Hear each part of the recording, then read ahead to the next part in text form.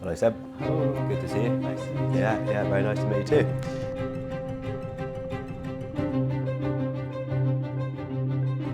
Can you tell us a bit about yourself, Sebastian, and why you're here? Yes, so I'm a fish biologist, and I've had a varied background from working in academia, working as a fish health inspector, going around fish farms, making sure they're not spreading lice, notifiable diseases, or having escapes. I've also been a fish farmer, working in Switzerland of all places. So I was farming Atlantic salmon in Switzerland, Wow, in fresh water the whole way through, because normally salmon, right, they go from fresh water to seawater. Here we were using fresh water from the Alps all the way through with this closed system. And then after that, I joined DSM, where I work on product development, and I'm mainly working on the vitamins, the carotenoids. So we just had our 40th anniversary of astaxanthin. This was a great innovation. I heard yesterday that it involved 400 people to work on this innovation, so you can imagine all the work behind that. And now the innovation continues with new products, and this is where I fit in. And this is why I came to Aqua Days, to describe to our customers all our new innovations, but not forgetting our old products. They're always ever important. Yeah, good. The old faithfuls. Yeah, exactly. Yeah, the essentials we call them. The essentials, exactly. Yeah, good. And for you, sort of vitamins is one of the key areas, and particularly vitamin D.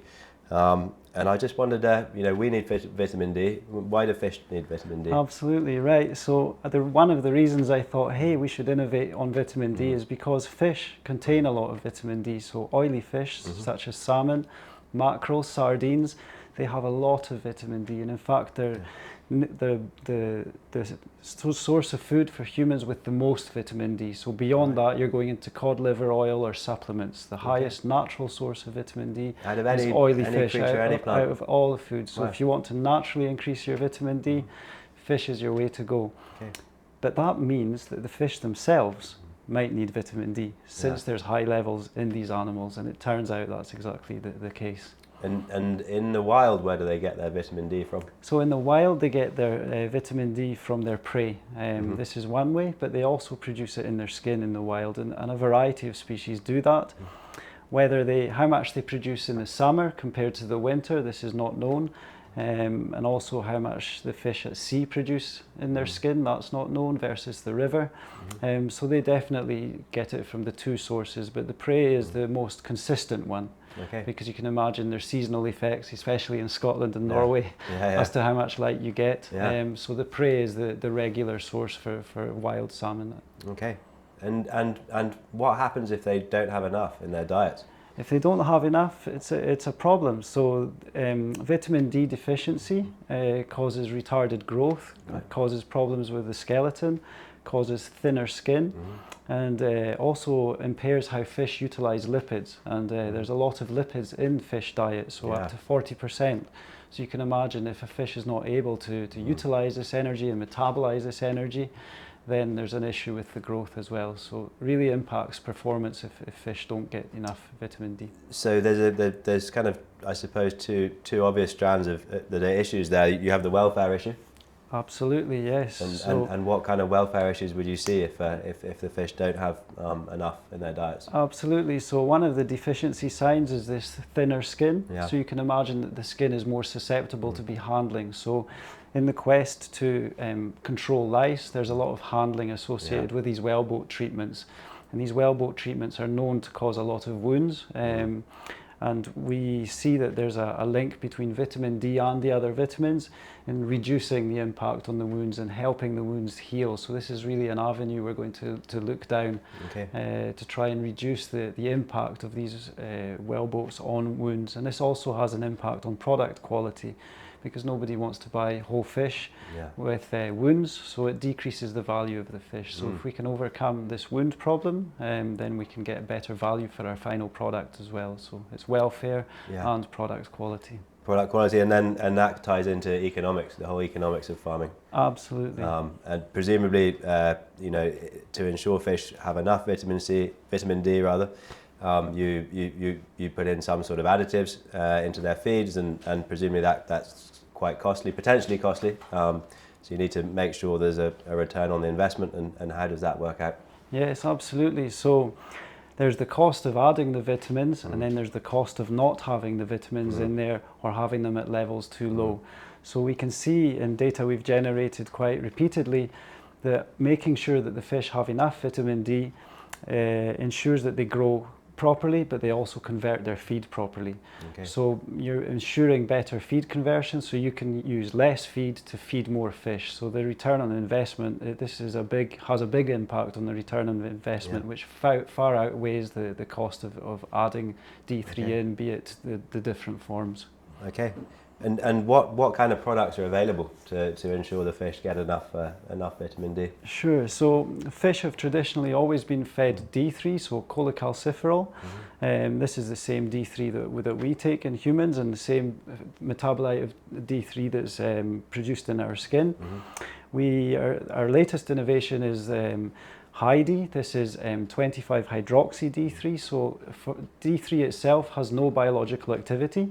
This is really important to understand. So it has to be converted into its active form. This takes 2 steps. So there's 3 different vitamin D metabolites. There's D3, then there's 25 hydroxy. This is the same metabolite that when you go to the doctor, you get measured in your blood. Okay. And then there's the active form of D3. And the active form of D3 is actually a hormone. Right. And it's regulating the genome. So it's helping tell the body when to switch genes on and when to switch genes off. Yeah. And in mammals and in vertebrates, it's estimated between 2 to 5% of all genes are regulated by vitamin D. So you can imagine that it has a wide impact if you're deficient in this. And this is what we see in fish, and we also see the same things in humans. So there's a lot of commonality between how humans use vitamin D and fish. And what kind of genes? Do you know that level of detail yet? Exact gene names, we do know that level of detail.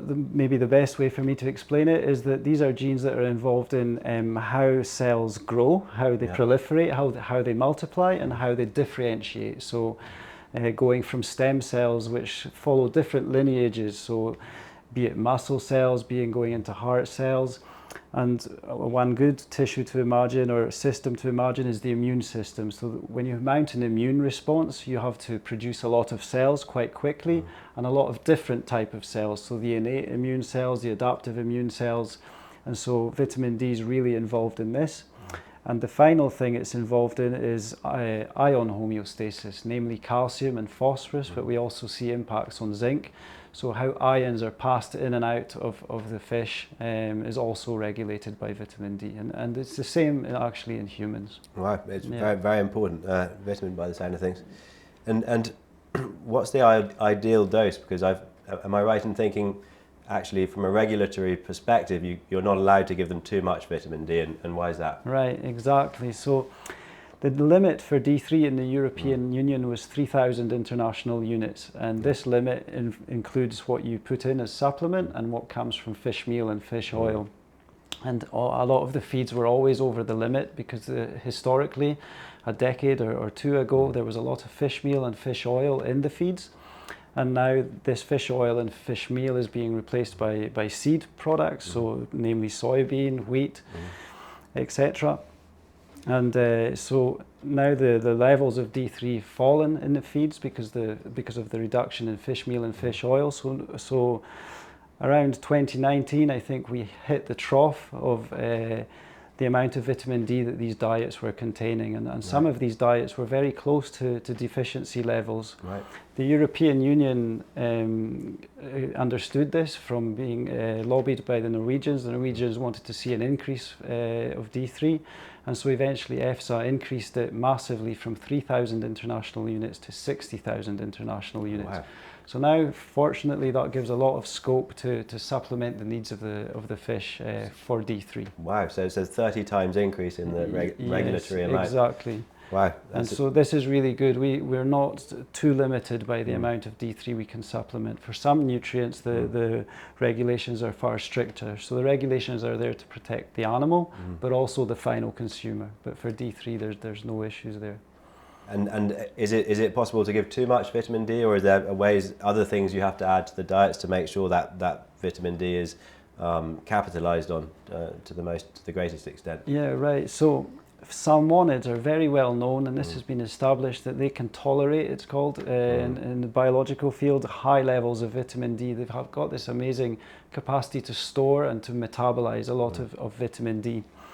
And actually, when we started testing this new metabolite, high D, we also ran a tolerance study. So we fed very high doses of this new metabolite, 25-hydroxy-D3, to see how safe it was for the fish.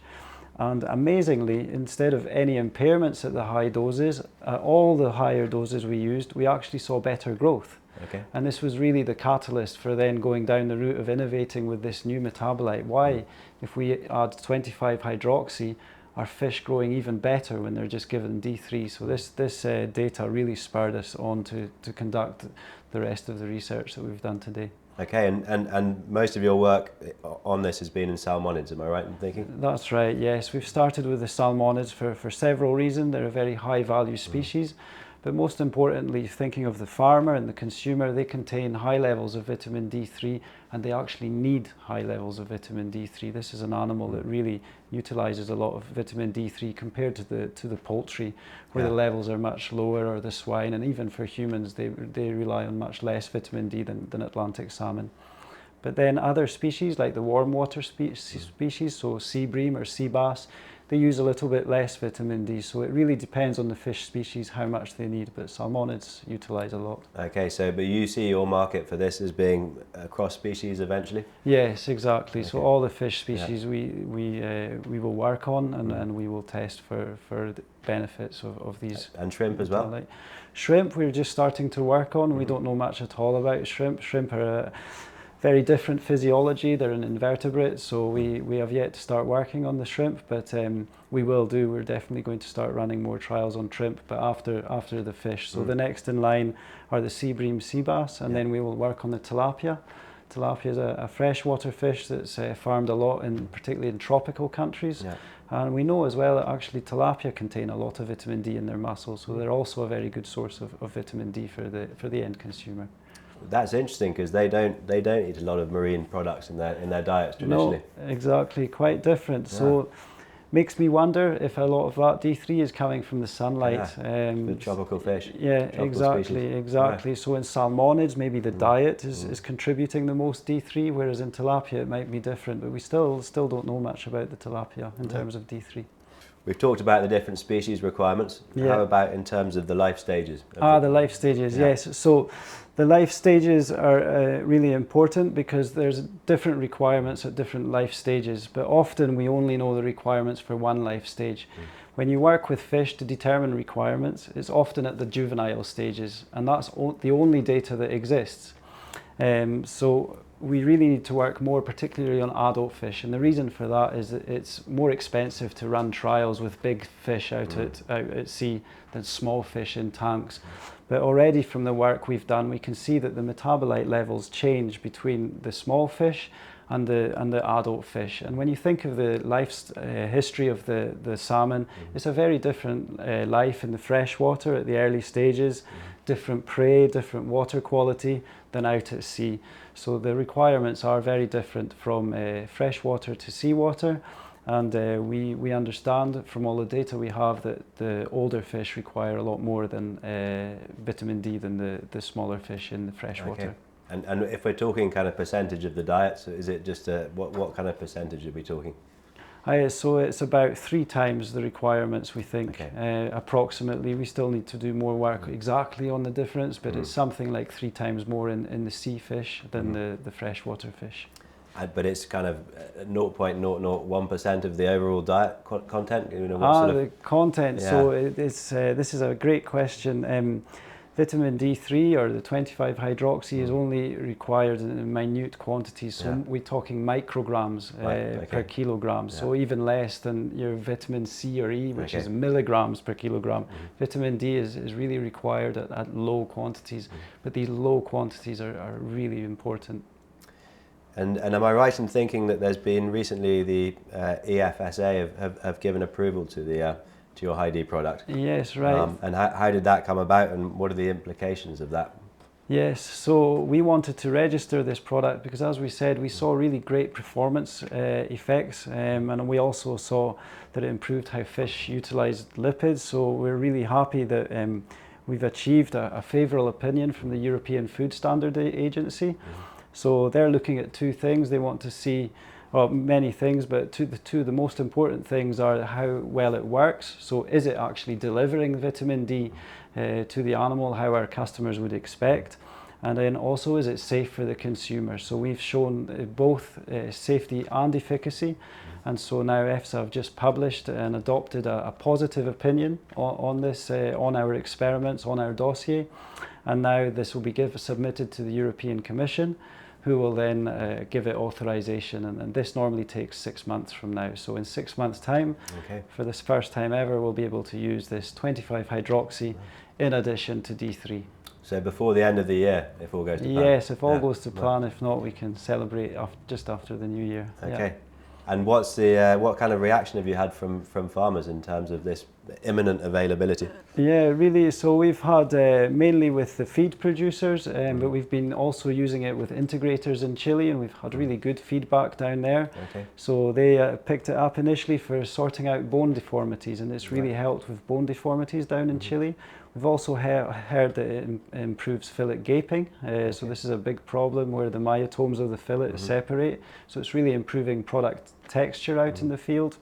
And then we've also heard from feed producers who've also run trials that it really improves growth performance, and so they're really excited about it arriving. And so how long has it been commercially available down in Chile? Down in Chile, a good question. So it's been more a question of us talking about it and making the producers aware of vitamin D and the issues there. So we've been working on it maybe around 4 years down in Chile. Right. And then it's being adopted over that time down in Chile. Okay. Yeah. So you've got market validation down there. Yes. And you've got a regulatory approval up here. Yes. Fingers crossed. Yes. So exciting times. And in terms of farmers, or you know, what recommendations would you give to them in terms of, you know, how they deliver it? Yes, so coming back to the different levels for the different life stages, particularly paying attention to fish grown in RAS. So in modern salmon farming, RAS is playing a really fundamental role at the freshwater stage, and historically salmon smolt have been around 100 grams, but now they're going even up to 500 grams. So the fish are spending more time undercover. Yeah. So those fish are relying heavily and entirely on the D3 coming from the diet. Their levels are too low there. You need UVB to convert any vitamin D in the skin. It's not there in those systems. So these fish, we recommend really paying attention to vitamin D for those fish. But even also out at sea, we hear of good results on performance at sea. So we'll be recommending those higher doses out at sea to give multiple benefits. So growth, performance, immunity, product quality, these wounds. Yeah. So this product has a lot to offer. Yeah. And equally upping the doses in the winter months. Yes, absolutely. Yes. So we need to do more research there, but we really think that this could help with, for example, for winter wounds. So this is a wound problem and an infection problem. And is it a coincidence that these fish are getting these wounds in winter? So maybe the high D there can really play a good role. So we will see. We've yet to see the data on that, and it's yet to be tested because this is mostly a problem in Norway, and we're waiting for the approval to come in Norway. Okay. And how about in terms of the farmers differentiating their products? You know, fish with the high levels of omega-3s are getting marketed, and you know, people are paying a premium for those. How about just in terms of the vitamin D? Are we seeing demand for that? Right, so according to Hilton Foods, they've not really, who are selling seafood products, they've not really talked about vitamin D3, like there's been all the discussion about the EPA and DHA. But I think there's an increasing awareness now that these seafood products can provide a valuable source of vitamin D3, and this is really important for humans because a lot of us are deficient or getting insufficient vitamin D. Our bone health may be okay, but our immunity is not as good as it should be.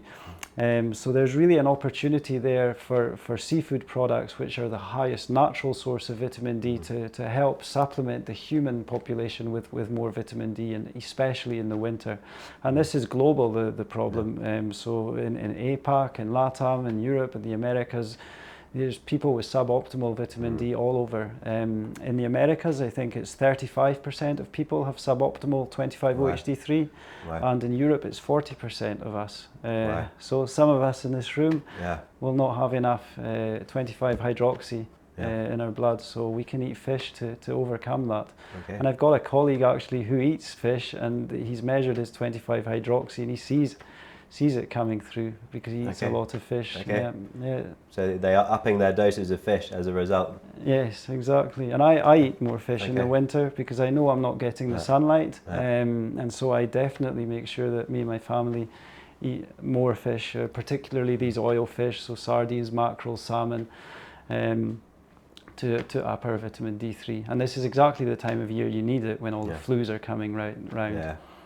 And in COVID time, actually, there was a lot of discussion about vitamin D. So there was this study that came out that showed people that ended up in intensive care from COVID, there was a correlation with 25-hydroxy levels in their blood and this successful outcome in intensive care. So it really makes a difference to our health. So seafood is an opportunity. Yes, well, useful to know. Another tick in the seafood box there. Yes, seafood's such a nutritious product. It really is.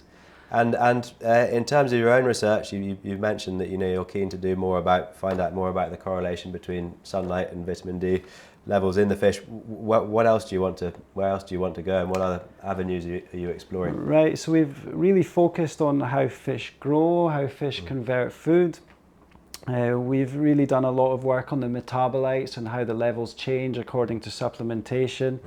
And now we really want to work on immunity. So we're going to work on the immune side of things. We've got some trials planned for viral diseases, also for bacterial diseases.